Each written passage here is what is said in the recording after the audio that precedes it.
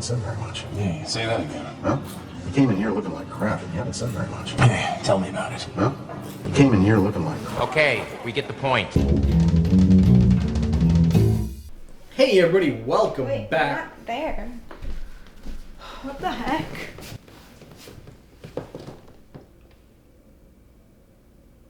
Hey guys. You can't start it like that. Browsing your phone. Hey guys, welcome back. This time we're here live and in You person. can see our faces.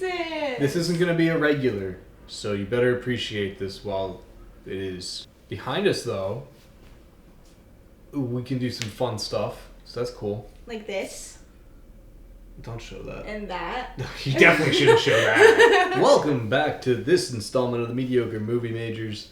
We're here. We're live and in person. This week is kind of a continuation from last week because we were on vacation, Yeah. so things got screwed up. But Yeah, we're we've got rectifying movies. that. We've Okay, got movies we're to rectifying speak it about. now.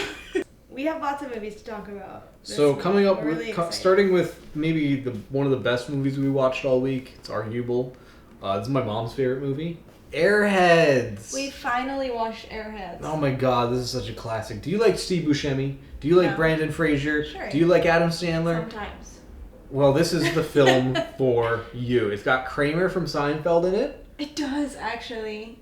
And it's weird because It's got, his plot never gets resolved, right? Like, they don't resolve Kramer's plot. He just gets forgotten about. By the Dude, end of that's the actually movie. so crazy you said that because I forgot he was in it. I forgot that, like, yeah, that's always the experience. He's kind of off doing his own thing, but he's in it. It's got the guy from Criminal Minds. Yeah, and it's got the community drama teacher. No. Yeah. It's the guy from Criminal Minds. It's got the It's guy like from Mark Ruffalo knockoff. the but discount not really. Mark Ruffalo. What's his name? Joe Montana. Joe Montana. So anyway, Airheads. We've been wanting to watch this movie for so long, but it's one of those movies that's been like tragically erased from the internet. It's not on streaming anywhere. And not only not on streaming, but like I'm pretty sure you can't even rent it. That might be a lie, but every time I look it up, it doesn't even come up with like you can rent it for like $3. It's just like not on the internet. It's So- it's a fun movie about a band trying to make it big in the late 90s or mid 90s, and they really don't have. They're Airheads, if you will. Yeah, they're Airheads. They're a bit brain dead. Yeah. And it's kind of a fun movie, but it's crazy because they actually don't play much music in the movie. It's more a story about them breaking into a radio station to get their song on the air and the hijinks that ensues. It's actually a really fun time. It's a very good, like, minimal location film in terms of, like, you know, they do other stuff, but the majority of the movie takes place in this radio station, in this one room, honestly. Well, it's kind of got a They couple kind of go rooms, in and out and but around. It's but it's just in the radio station, Yeah. yeah, and it's a really fun movie. It's a fun time. Brandon Fraser looks great in it. This is hot off the trail of The Mummy. So, If and you- George of the Jungle. Yeah, if you're a fan of, like, rocker guys with long hair, this might do some things for you because, Or like, Adam Sandler. You've got I don't think Adam Sandler doesn't have long hair in this, but, like, Steve Buscemi and Brandon Fraser have long hair in it, and it's very like punk rock in the 90s, late 80s type vibe. It's a fun movie. The score is pretty good too because they're at a radio station, and it's a fun movie. I honestly gave this 4 bags. Actually, no, I gave this 5. I gave this the 5 bags. This is 5 bags. I give it 4 bags. I You laughed. gave it 4 bags, but I think it could have been 4.5 even. Yeah, the thing is, this movie was really funny. I enjoyed myself. It was, like, great to watch it with your family and just, like, have that moment of, like, this is a funny comedy movie. However, number 1, Steve Buscemi scares me. Number 2, I did... You wouldn't say that in front of my family, though. No. When we were watching this, I said, "Hey, what are your thoughts on Steve Buscemi?" And my mom was like, "Oh, I love him." And you just stared at me like I had just sold you out to the Gestapo. Like you were staring at me like I had done evil, and I just wanted you to say that. I just wanted you to go, "Steve Buscemi kind of creeps me out a little," and you I wouldn't. feel bad. That's saying okay. it. When they watch this, they'll see that. I also, like, I really just... I really liked the concept of the film, but I do wish that the 3 main characters, like, got to perform a little bit more music. Yeah, I wish it was a tad bit longer, actually, because it's only 92 minutes. It's a very short movie. I wish there was like an extra 10, 15 minutes of them just jamming, goofing. Maybe even some weed joke, because there's weirdly not any in a movie called Airheads. No, I think they made one or two. Yeah, but there wasn't... Yeah. For something called Airheads, which is as goofy of a dumb comedy. Yeah. It was a fun movie. I think this is a good one to watch. If you need like a little something funny. So again, 5 bags from me. Kind of an underrated film, if you will. 5 bags. It's not online, so good luck finding it. 5 bags from me. We watched it on the physical DVD, guys. 5 bags from me. I give it 4 bags. Nice. All right, so the next movie we got is Do Revenge. Now, I am so excited to talk about this one. This is a new 2022 Netflix original. Starring Camila Mendes from Riverdale, Maya Hawke from Stranger Things, and the guy from Euphoria, Austin Abrams. The boy in Euphoria that's not Nate Jacobs. And Rish Shaw. I don't know who that is, but yeah. It honestly has a really slay cast. Sarah Here's Michelle Robbie. Gellar. And Sarah Michelle Gellar. We love this movie. Honestly, I wanted to like it, but I had some thoughts. So, if you guys don't know the plot of this film, it's basically like the main character, Drea, if you will. Do you remember that Keanu Reeves movie of a similar concept where two girls sort of took revenge on him for cheating around or some shit? No. It's that movie, but the twist is there's so many twists. There's not a twist.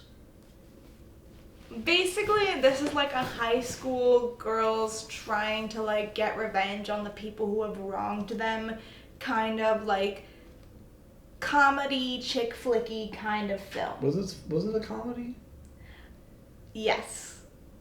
I personally thought this movie, well, it's not like a laugh out loud comedy. I feel like it has a lot of like smart like jokes that are especially like when they like relevant to narc on the teacher and there's like a weed, like the hippies have a weed farm. Yeah. And then they drug everyone. Yeah, those are plots that happen. Is that a funny? Like, in the grand scheme of things. I don't know if it was... I felt more like it was supposed to be a drama. Drama comedy, if you will. Definitely heavy on the drama side of that dramedy. Yeah, definitely. I mean, it's teenage girls. It's teenage girls talking about, like, exes and friend groups and cliques and lies. It's got everything you would want. It's like... Now, all that sounds good in theory. The real plot of the film is about these two girls who sort of like horrible bosses style commit each other's drama assassinations. Yeah. You know? They have Maya Hawke doing hers and the main girl doing Maya Hawke's, and they kind of friend and they actually become friends in doing this, and that's the funnest story. But here's the twist. Turns out Maya Hawke, spoiler alert. Yeah, if you don't want it spoiled, skip ahead to the next section. Yeah, because this one is one that's probably we're gonna have to talk about it. Yeah. Best enjoyed, spoiler free. Yeah, I definitely think this movie. But I don't know. I don't think that gives it much. Like this is a one bagger. You're not missing much. I gave it. So anyway, Maya Hawke turns out to be playing her and is actually manipulating her into destroying her own social status or getting everyone arrested or something, because she was gay and she got outed by the main person. And there's a lot of twists, right? But then the main reason that our main character got exiled from her friend group actually turns out to have been a bad guy the whole time, like you kind of expected and thought he was. And so Maya Hawke and her have to work together again to stop the bad guy, and they become friends in doing so. And the patriarchy. And so it's one of those things that had so many twists. It went back to exactly what you thought it was. This high school student like leaked nudes of his ex or his girlfriend, who then became his ex and destroyed her social status. And he did that. And it's a weird movie that they wrote to be in a private high school rather than them being them at college, because half the movie is them talking about how they want to go to Yale or all these Ivy League schools, but none of them actually say what they want to go to school for at all. They barely reference They barely reference their parents who aren't in the film. There's no parents around, and they just have these insane, massive, like frat-esque parties. And like I get it, they're supposed to be LA rich or whatever, but like Miami rich, right? It's not even. It's right, of course. I think that this film is definitely one that could have easily translated to being a college film, but I think that they were like leaning into like almost like the prep school vibes of it. Like they all had this like a very like aesthetic wardrobe and like just the way the school was laid out. I feel like they were leaning into it, but it really easily could have translated to college, and it made the whole thing. I mean, the movie is literally cast of adults that are already like famous from playing high schoolers like in other shows, so like to see them continue doing that, it's just like we get it. So they don't ever have the pressures of being a senior in high school. Yeah. So sort of like unlike the message of Neighbors, which we talked about last week, where school is more than just partying. It's fun to party while you're young, but there's something to do in life. This film has none of that, which is insane because that's like the one reason you set it in high school. Because the other reason is that like if they're under 18 and they're doing all this stuff like drinking and fucking uploading like porn of each other, there would be police involved, which there's not. Yeah, there's not a lot of besides Sarah Michelle Gellar. There's not a lot of like adults in this film, and I feel like personally, if you can turn off your brain for a second and just like dive into like this is like an absurdist teen girl comedy, it makes sense. Like this idea of like teenagers throwing big parties, especially in movies, has been done before, but this movie like takes it to another level. Like, why are they doing cocaine at like you're supposed to be 17, how are these high schoolers 18. have a mansion? Where are you throwing this giant like it just goes beyond like the amount of drugs you have to take to suspend your disbelief is that of a prep school student in Miami. Yeah. So like I kind of take with that as you will. It makes the drama, even if it's like little tiny things, like way more out of proportion than like, I mean, you never see them like studying or like doing other things like that, but I think that is actually really well done, because if you've ever been a teenager, like that's how it feels sometimes. Like somebody saying something mean to you is like literally the most important thing in the world. So I give them credit for that, but it is kind of crazy to see a movie like this where like they're just very casually talking to getting out into Ivy League schools and then just like never mention it again. They talk about how good their grades are, but they don't. Grades of what? What are they studying? Maths? Yeah. Sciences? Like. Yeah. No, I agree. The whole concept really is that like the main character wants to go to Yale. That's like her dream, and like. They didn't flesh it out any more than that. She doesn't want to go to Yale for a specific reason. She just wants to say she went to Yale. It's an interesting take, I feel like, on like class. It doesn't say anything about it though, because there's not a character who's like, why the fuck do you care? It doesn't have any of that. It's just like all these kids are like, well, yeah, Yale's the best. We all want to go to Yale, obviously. Yeah. Like, it tries to do a take on like what it's like to be somebody like the like nepotism, like, you know, people who grew up with money versus people who have to like work their way through money, but like it doesn't like it's all very silly. Does it say that? It tries, is what I'm saying. Like you can tell that's what they were going for. Okay. I guess so, but like, okay, hang on. Let's talk about that. Yeah. You're saying that Mile Hawk's character is supposed to represent the proletariat and working class? No, the other one. The other one? That's her whole thing, is that she didn't come from money and she worked her way up. And she's like working her way up to be like a fake. Yeah. That's like they explain that all in like the first like 3 minutes of the movie. Okay, maybe I'm totally amiss to the teen girl class wars of fashion. I mean, it's not like done the best way. I'm just saying that's what they were trying to do. I see. Yeah. Either way, that's a solid one bag and a potential 4, stinker of the week. I gave it 4 bags because I honestly like. I've watched this movie 3 times now, and I have a fun time every time that I watch it. Is the third time the best? I think the second time I watched it was the best, or maybe even the first. So I make it worse. No, This time I feel like I had more critical lens watching it, you know. So this time you only gave it a 4. So I only gave it 4. Only a 4. I thought, like, if you were a teen girly or just, like, a girly in general, like, this movie is fun. If you just watch it for, like, literally only the aesthetics of it, it's fun to look at. Yeah, it's shot okay. I mean, like, I didn't think production the visuals design were- wise, I think it's fun. And also, there's a few, like, really fun jokes in it. Like, There's a surprising lack of licensed songs, too. Like, they surprisingly made songs for no, this. this movie has every TikTok song that exists in the past, like, That's doing 2020 irony. to 2022. Yeah.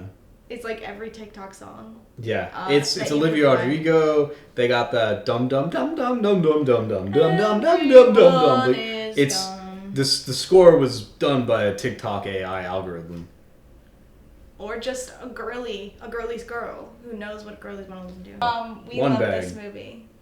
Just kidding. I like this movie a lot. You should watch it. So next up on our list, we got Birds of Prey and the Fantabulous Emancipation of One Harley Quinn. Now, this was also directed by a woman. So let's open the discussion with that. You want to say your thoughts on the Harley Quinn DC So movie? I'm like not the biggest fan of like superhero movies in general, but like I've watched like the other Harley Quinn movies, like the other Suicide Squad movies. I mean, Did you watch both of them? yeah. Okay.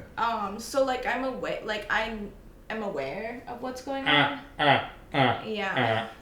However, like I'm not like this wasn't like something that I like was dying to watch, which is why obviously we're watching it in the year 2023, like 3 years after it came out. Margot Robbie did do a But good job. I do love Margot Robbie, and in anticipation for the Barbie movie, I thought we should check it out. Yeah. It's fine. Yeah, it's okay.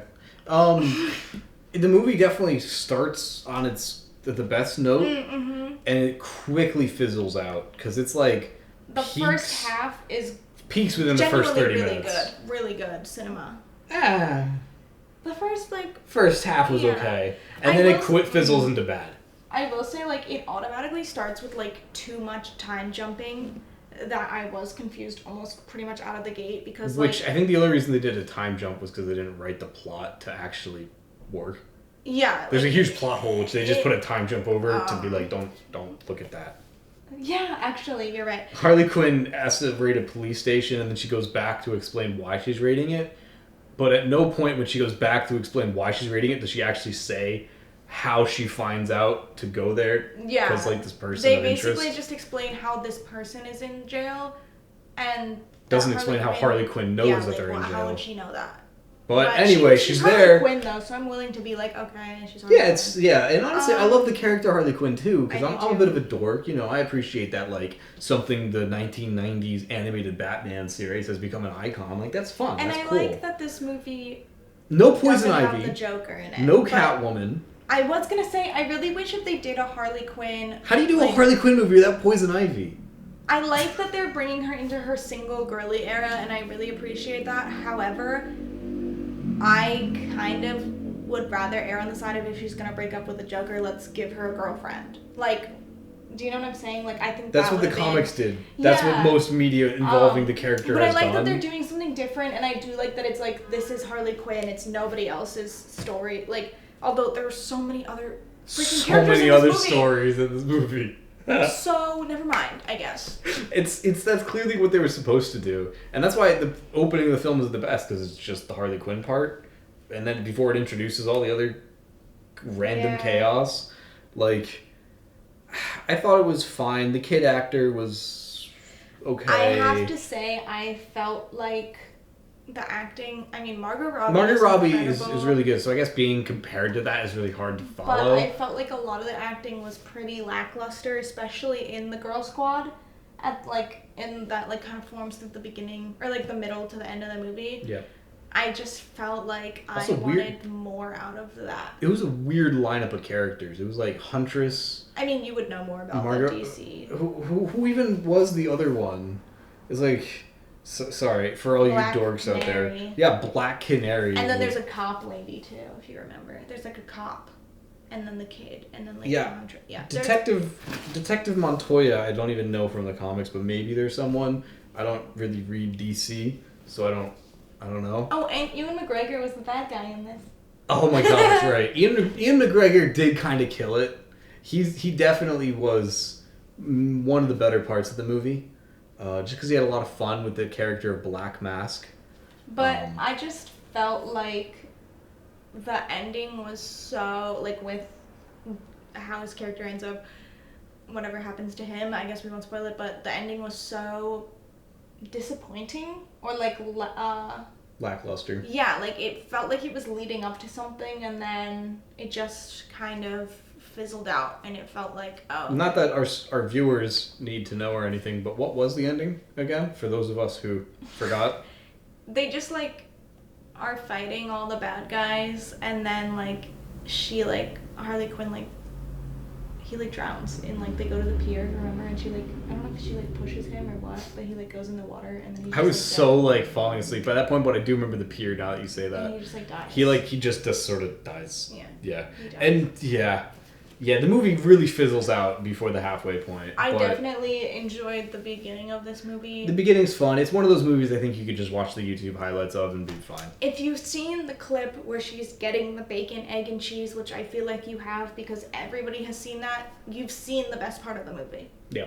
So anyway, Yeah, I gave three that one. bags. Yeah, It I give that one wasn't- only 2.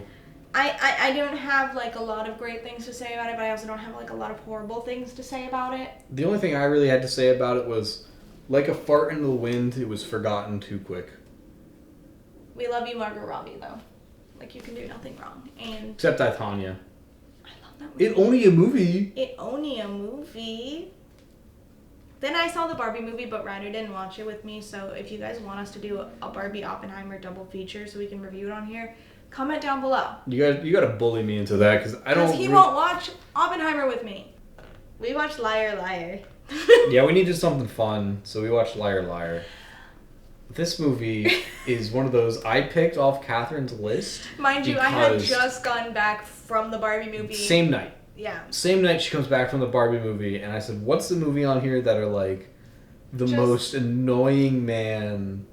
And this movie is Liar Liar. It's about a guy who's a lawyer, and for Jim Carrey. his son, whose his wife is divorcing him because of...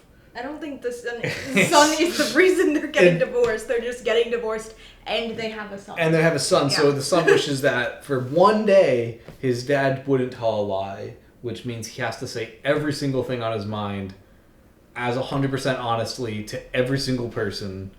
And it's a great time. It's a very fun movie. It's very weirdly anti-divorce and like Pro-nuclear family. very pro-nuclear family. Super pro-nuclear family. Like Jim Carrey is insane in this movie. But there's some funny moments, like when you're in the elevators and he looks at her and he goes like, "Nice rack." Yeah, but I feel like this movie takes liberty funny. with the idea of not being able to lie. Yeah, because they want to have fun. And stretches it to him just like having to say everything that's on his mind, which is not what the kid wished for. Like, how is he, like, he didn't have to like say that. That it wouldn't be a lie if he just didn't say anything. It's like a monkey's paw type of thing. Like, you gotta be careful what you wish for, because like it's open to interpretations by like the powers that be. Yeah, I don't know. But Jim Carrey, honestly, hang on. I want to praise the movie before you shit on it. Jim Carrey, only person that could have done this. Seriously, I like agree. Jim the Carrey physical brings his Jim comediness. to it. Yeah. He's at 100 here. This is like East Ventura, Jim Carrey. You know, he's really going. This is like, yeah. He's being silly. He's being He's goofy. He's doing the faces and the prop and it's like work you and can the really movement. feel like he's like how this like voice in him trying to fight, but there's some force manipulating him. Honestly, I do think this movie was missing Morgan Freeman as God. So yeah, so honestly, I gave it 3 bags. So It was fun. the first time that we watched this film, again, First I time. had the time that we watched this film, the one and only time. I had just come off of the Barbie movie, okay, and I'm watching this film, and Jim Carrey himself is funny in it, but the character that he plays, to me personally, is actually kind of insufferable, because he just sucks. Because most people, when it's like, oh, you can't tell a lie, you know, that might affect their, like, day-to-day life. Maybe, you know, But he's a lawyer. You might lie and say... Yeah, but, like, beyond him being a lawyer, like, he's just a horrible person. You know, like, it's funny, like, oh, he's a lawyer, he can't lie, but, like, half of his plot is, like, he's this guy that has a son that he just, like... Wants to have a catch doesn't with. want to spend time with. Okay, like, he just That's doesn't true. want to spend time with his child. Like, beginning of this movie, he literally, like, misses his son's birthday party, which is why his son wished he couldn't lie, because he was, like, hooking up with his boss, okay? But his boss kind of came on to him. He didn't really ask for that. Whatever, like, the intentions were, like, he missed his son's birthday party, and, like, really just, like, is not remorseful about it at all. I particularly like the line where later in the film he's in court and he's like, I just wish I could spend time with my son, and he's like, wait, Yeah. I really do mean that. He says that, like, that he wants to spend time with his son, and then he's, like, shocked that he said it because he's like, that must be the truth. And it's like, yeah it should be. Like, you should... That's character development. And then his That's wife, character his development. ex-wife and his son are, like, trying to get away from him because he has missed so much time that he spent with them, and she's, like, meets this new guy who, like, they can start this new life away from Jim Carrey, and she's all like, but what if he, like, one day decides that he wants to, like, hang out with my son? And it's like, what? The bar could not be lower. The bar could not be lower. Like, I think you're just an angry feminist taking a liberal agenda. I was really angry the first time we watched it, and I rated it 1 star. And then the next morning, I brought it up to 2 stars. And then a couple days later, I thought about it, and I was like, it's not really that harmful of a movie. I'll bring it up. It's to like 3. he's fine. the whole movie he's getting in trouble. He's getting bad things happening to him. And everyone's like, dude, you suck. The whole movie. Yeah. The whole movie is He's it's funny like- because he's bad. Yeah. But It's funny just- because you like seeing him fail. Yeah, but then I feel like the ending of the film, the fact that he gets his happy ending with That's his the classic. wife That's and the his son. classic comedy movie. Takes itself too hearted, feels goody. Yeah. And tries to take itself seriously. I totally agree. That's why it's only a 3-bagger for me. I just felt like during the time I was watching it, I was like, this character is insufferable, but like looking back on it, I'm like, it's just Jim Carrey. It's just He's Jim just Carrey. Jim Carrey. 3 bags. So, That's 3 bags across the board. I'm Yeah. glad we agree. Liar, liar. It's a fine, fun time. It's not necessarily the most politically conscious movie, definitely not. you know. But then again, movies. Next, we have the winner of the week, I think. This is probably the best one we watched. Maybe the last movie we talk about could be a contender. Yeah, actually. But honestly, this one I think is objectively the best. Martin Scorsese, right? Yes. Yeah, this is 1995's classic Casino. Robert De Niro, Joe Pesci. So Casino is a great movie. We've been kind of avoiding watching this one just because it is... You've been avoiding. No. It's been on the top of my list since I met you. I've picked it like 3 or 4 times. Not the eye roll. Play that one back. Anyways, this movie is a 3.5 hour long movie about a casino. 179 minutes. Yes. 179. That's like not even.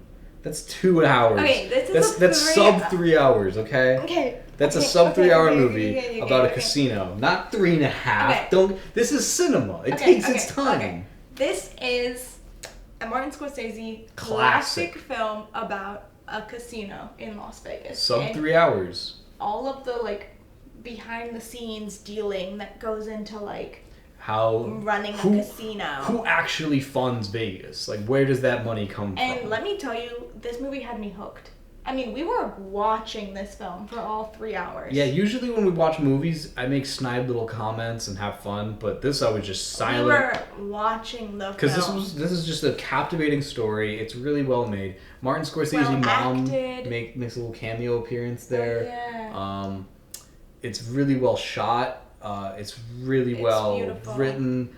It sort of mirrors other great crime films of the era. You know, it's great, and also the way it does its period piece storytelling and the way it progresses time is beautifully done because it's all through the mise en scene of the set. Yeah. It goes from the 60s, 70s to like the 90s, 2000s, all very subtly. Yeah. Right? That's this movie? Yeah, I don't know if it goes all the way to the 2000s, but definitely at least late 80s and 90s. Definitely But at least late 80s and 90s. It's so good, this movie. It's your classic Scorsese film. It literally is, like, just the poster and, like, the little picture on Letterboxd. Like, it is literally just Robert De Niro. And It's I'm like, so good. That's Martin Scorsese. Like, we Yeah. love it. 5 bags. Acted. I mean, there's not much 5 to say bags. about this film. It's a great movie. It's a perfect movie. It's definitely one of those films that's like we're not gonna sit here and like recount the whole plot because like, we're not gonna gush about it. You too just gotta hard, go and watch it. You know. If you've never seen it, watch it. It's streaming. Super interesting. Mm-hmm. Big if true. It is true. Yeah. Yeah. If you guys have ever been interested in like the behind the scenes of like Vegas and the underground scene there. Not the literal underground, like the crime roots of it all. It's a little bit. I will say like it gets a little bit gory. When they that's not even gore. Yeah, it was a little. There's no. There's a little tiny bit of gore. That's like no. That's you'd have to smash a guy's hand with a hammer. You'd have to give a gore warning for like Do Revenge then. No. Like. Okay, fine. I take it back. Take it back. There's no gore in this movie. is definitely a slow burn of a film, but that's a Scorsese staple. Yeah, like, and it doesn't take too long getting into it. And I just think this is the attention spans these days. It's just something about it hooked me. It's a really good movie. I think maybe it was because I had Robert De Niro and Joe Pesci talking to me the whole time. Mm-hmm. The dual voiceovers really worked, which is truly a feat of cinema. Now, I will say James Woods has some of the worst fucking hair in this movie. Really? What does he even look like in this movie? Wait. Oh god, I'm Googling it. Facial hair and the cuts he gets James Woods, man. I love you. But it's like fine. It's giving Godfather. Well, Fredo from The Godfather. Yeah.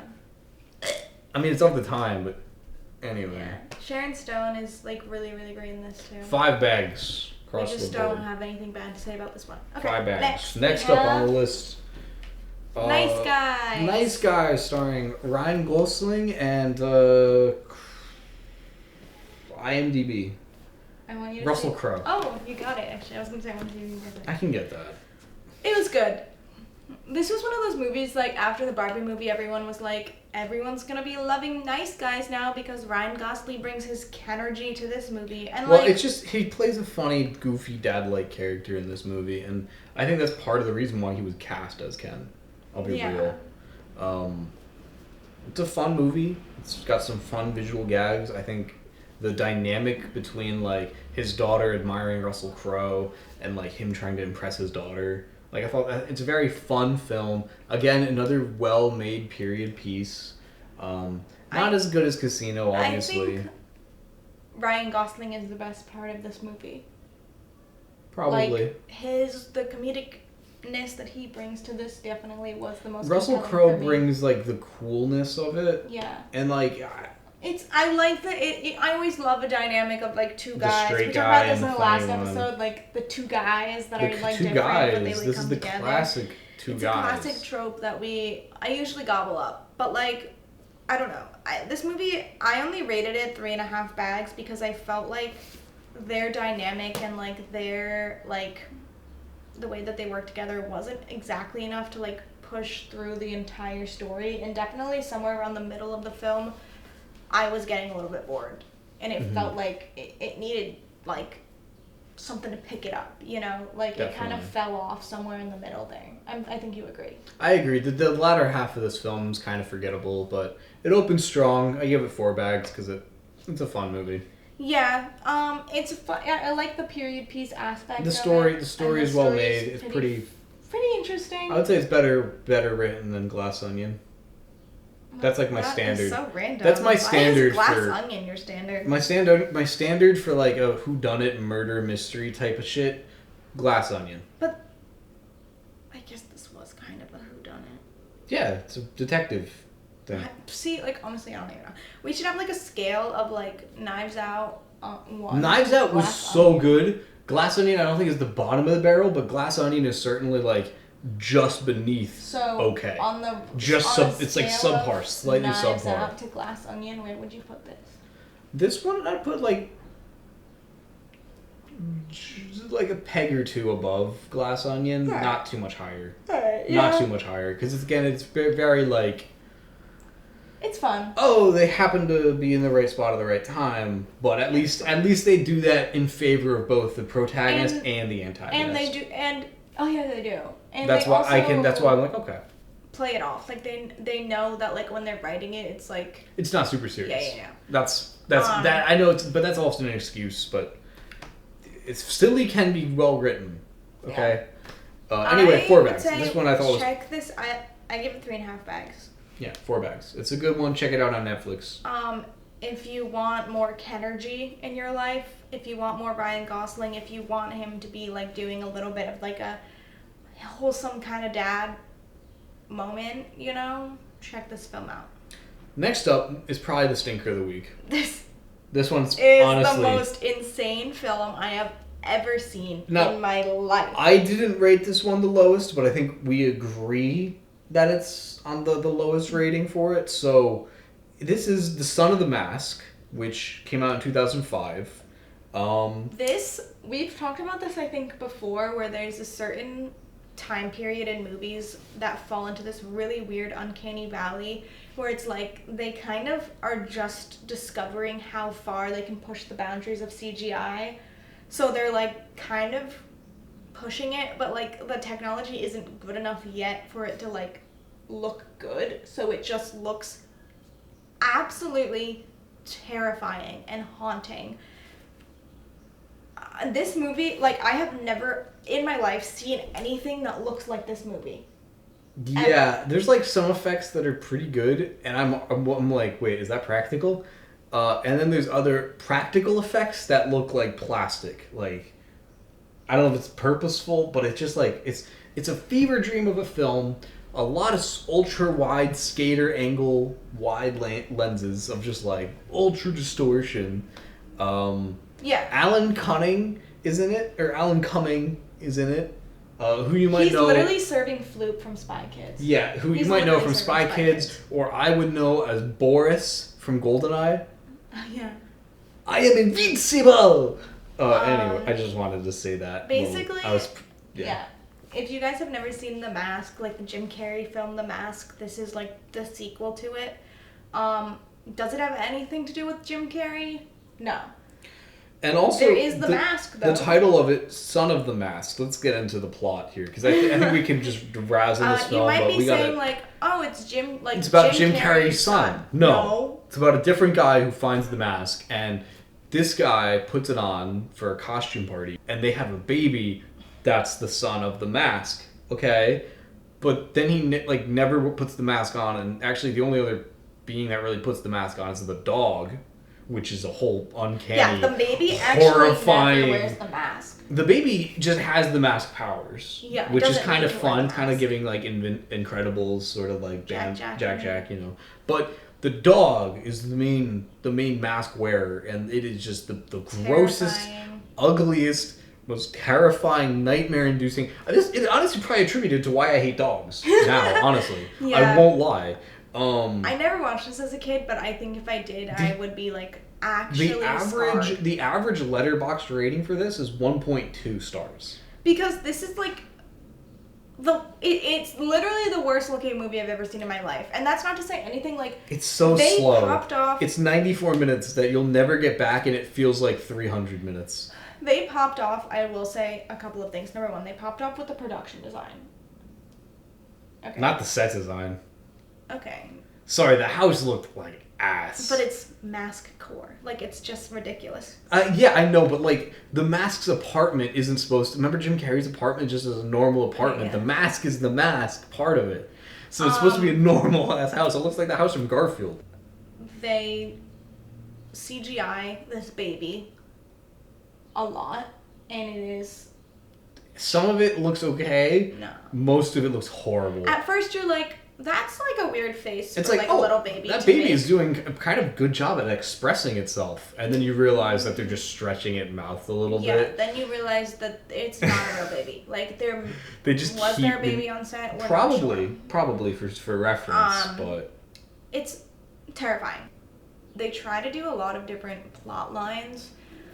There's obviously the dad of the mask having the son of the mask, but he's also has his own plot line of like not only trying to take care of his baby, but like he's trying to get this job in animation, which I think is fun. I think it's fun to play into like the animation style of it. At one point, they actually animate a scene in the film, and you're like, "Wow, this looks really good." Yeah. And then they cut back to that ugly animated dog, 3D and animated you want dog. to die. And then there's also another dad and son plot line. It's like a Marvel ass plot line because it's literally Loki from Marvel. okay, hang on, hold up. You keep saying Loki from Marvel, and while we were watching the movie, I'm like, you know that the Marvel writers just took an actual Norse myth and wrote a comic about it. It's an actual Norse god named Loki, who's the son of Odin and has a brother named Thor. Those are all real mythological figures. So Alan Cumming plays Loki, and it's kind of like gets more into like where the mask came from, which I don't even remember if the Jim Carrey version really got into that. No, but because like, who is this guy? He's like, "Where's my mask?" And I'm like, "Since when is it your mask?" there might have been like a text blurb in the original that referenced Loki, like the trickster god. Maybe. They're very briefly because they really dive into that angle. But they really are playing into this Anyways. like dad and son plot line of like, love your son, love your children, even if they're crazy, even if they're like literally insane CGI animated, not even real babies. Like, hug your dad today. Basically, this movie wants you to like turn it off and like text your dad and tell him that you like him, you know? So I gave this one 2 bags. I also gave it 2 bags. It's deserving of no bags. It could have been a 1.5 for me, but I had a fun enough time with it, and it holds some nostalgia value because I probably watched this more than I watched the original Mask. Yeah, like Sorry. I'm hating on it, but like it was kind of like really fun, like silly to watch. And I can only imagine if you got your girls together and Had a few drinks. had whatever you wanted. It's a in your terrifying system. fever dream, so maybe don't eat the edible before it. Yeah. But- Maybe do something that'll just, make it a little bit more sillier and more goofier. Final movie of the week of this episode is They Came. The final movie this week is They Came Together. Now this is a Paul Rudd, Amy Poehler, Bill Hader, Eric Kempler, Jason Mantzoukas, Randall Park, Ed Helms, Jack Ware, Kenan Thompson, John Rue, Aaron Hayes, Zach Worth, Adam Scott, and John Stamos. Classic.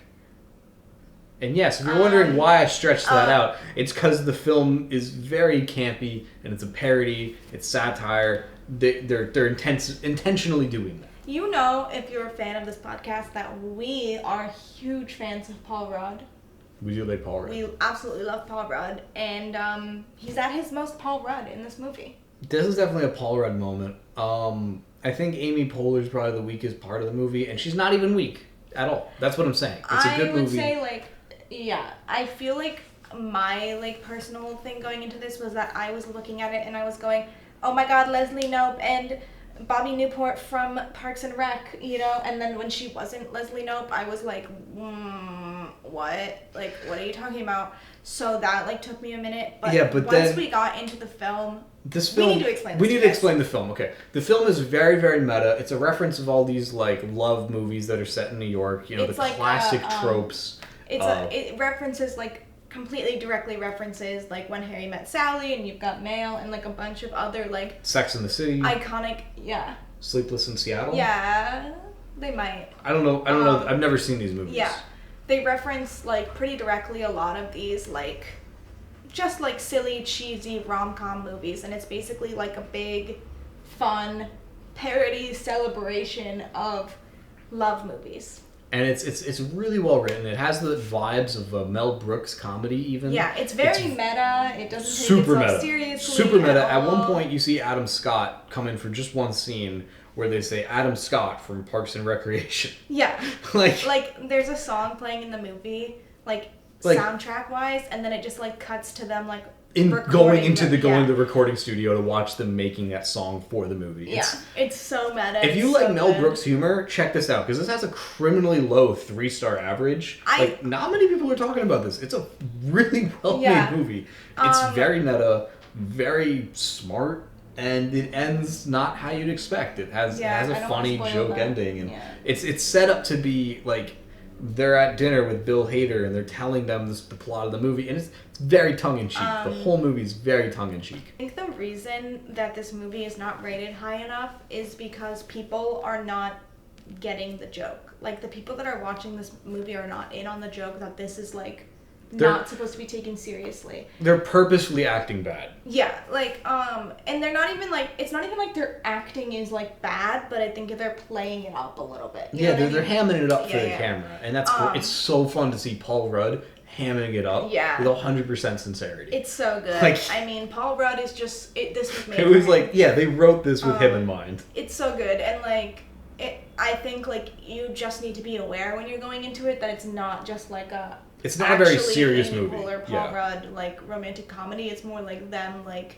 If you just watched a romantic comedy or you're familiar with romantic comedies and you were looking for a good laugh, pop this on. If you're a fan of When Harry Met Sally, if you're a fan of... You've Got Mail, like, you'll anything, get it. it'll be a fun I think time. they parody You Got Mail the most. Like, it really seems like they take a lot of I'd also feel like they had that other one with the guy from Inception. Joseph Gordon-Levitt? Yeah, that one New York comedy with him. I don't know who you're talking about. I Like the Smiths. That movie. 500 Days of Summer? It feels like there's a little bit of that. That is not a New York movie, is it? I think it does reference it a little bit. It references a lot of romantic movies, and it's a very fun watch. So this is honestly probably... I will. There's one scene that I feel like could have been cut, and that is the scene where Paul Rudd has... Oh... Yeah, there is exactly one scene. One scene, I feel like, where they take the joke too far. We'll show it to you right here. They I don't basically... know if we want to even do that. I'm going to do it. That was an ick moment for sure. That was probably the weakest moment. Because I think that this movie is definitely a movie that's pushing, like, trying to take the joke, you know, kind of far. I mean, there's that one scene in the bar where they're, like, repeating over and over. And it's, like, good. It's funny. It's so funny. I love when a comedy can... push how far you think the joke can go. I like it pushes that joke, experiments a little. That one, but that one Paul Rudd's grandma was a I bit wasn't weak. feeling. But hey, you know, it takes shots. Yeah. And so I like a movie that's willing to try something new. I gave it 4 bags, but honestly, like it 4.5. Yeah, it was. I gave it 5. It was one of the winners of the week. This is definitely right up there with Casino, in my opinion. I'm glad we checked it out. So. And that's all the movies we watched. That's everything for this time. So you're going to have to join us next time when we're back to regular old audio. Yeah, do you guys like seeing our face? Yeah, if this helps engagement, then fine. But... What? That's funny? It takes work. I have to comb my hair and put on pants. Yeah, so if you guys want us to, like... Do this more often, we might. Yeah. Let us know, because that does help us out with the algorithms. Yeah, we just are lazy. This isn't even where our couch normally goes. We have to rearrange our whole room to do this. But you know what? We'll do it for you if you guys actually like it that much. But if hey, you think we're pretty. If you're like me and just want to listen to stuff without looking at it. Yeah. How many of you are looking at us right now? How many fingers am I holding up? 3. I won. Okay. All right, we'll see you next week. Okay, see y'all. love you.